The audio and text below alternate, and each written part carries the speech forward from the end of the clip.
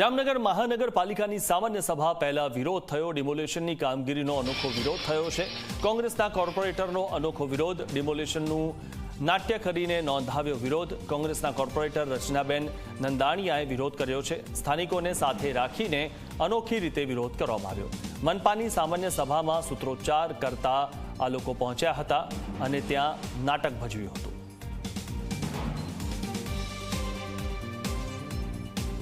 बरोबर है इन्हें कितना ले जाओ जेसी लाओ हेलो जेसी पांच मीटिंग ની લેતા હોય પાંચ મીટિંગ ની લેતા હોય તો ત્યારે એવું કે કે પરિપત્ર છે ઓ એક ખરાબ પરિપત્ર ન હોય પેલી બુદ્ધિ આનો છે એ દબાણો નથી આ દેશને ગુલામ કરી નાખ્યો ગુલામ થઈ ગયો છે અંગ્રેજોના ટાઈમમાં આ દેશ ગુલામ થઈ ગયો છે આ દેશ ગુલામ થઈ ગયો છે